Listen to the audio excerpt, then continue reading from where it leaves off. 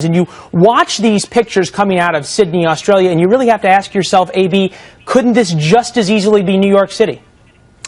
Oh, absolutely. Any city in this country, someone with the internet who is a self-proclaimed whatever they want to be, can easily hatch a simple plan without a lot of internet chatter, acting on their own and do whatever they want. We can't protect against in this kind of activity in a free society if we don't have any warning. And when they're not part of a network and they're just a devotee inspired by a message or just, just a madman, they can attack any deli or donut shop they want. The only place that we're really safe from this, as we know from even mass shootings in movie theaters, is the airport, where people have to go through metal detectors.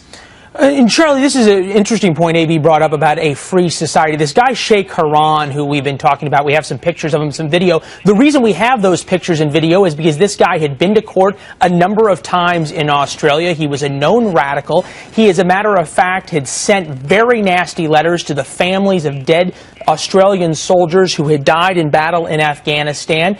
And yet still this happens. It gives you pause of how do you balance this issue in the United States between free speech and hate speech, and at that level, the point where the police should be able to go ahead and arrest somebody or take people into custody because they advocate this kind of violence. Well, clearly it is evidence that this problem is going to be with us for quite some time. It's not going to be over. It's not going to be over with the end of a war in some foreign country. It's going. These people are hell-bent to kill innocent people, and will stop at nothing to do that. And AB is right. In a free society, there's nothing that you can do about it. You can't prevent all these things from happening, which I think is why most Americans, when they see this stuff play out, whether it's in Australia or if it's here in the United States, they think about guns. And it's why, and they think about personal gun ownership and being able to protect yourself, protect your family, protect your neighbors.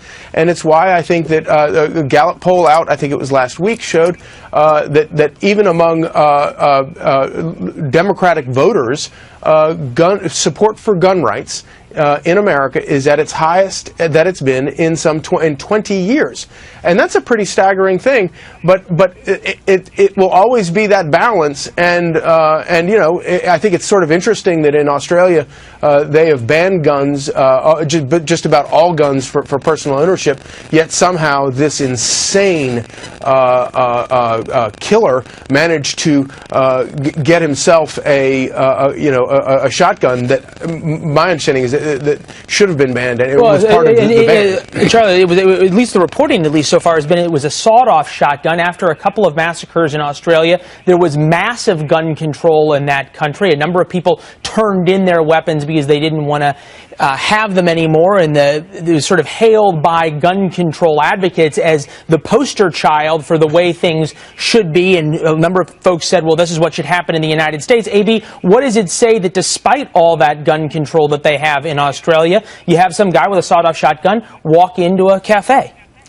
Well, that can happen even if they're not inspired by radical jihadism, and that can happen, in any place at any time. People have access to guns even when they're outlawed.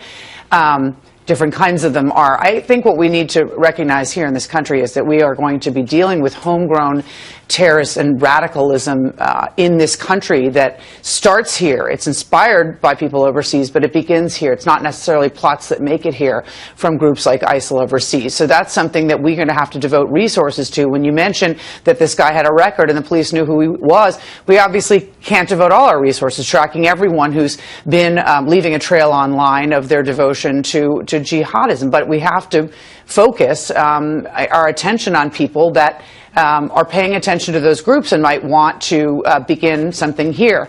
And that's just as we were talking about before about whether or not you can protect every business.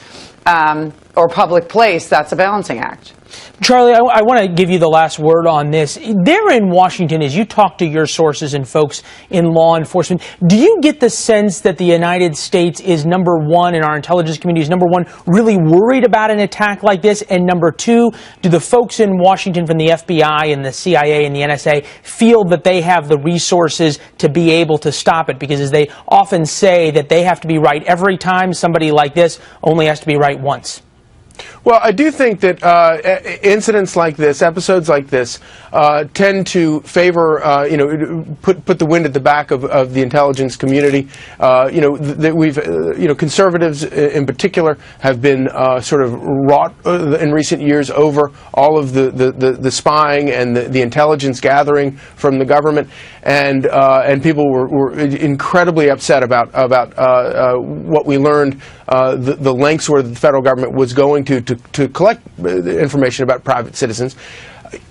Sometimes things like this sort of push the pendulum the other way, and people start to say, okay, well, maybe it's okay that they're collecting all of this data if they're able to, pinch out nutcases like this and stop them before something like this happens.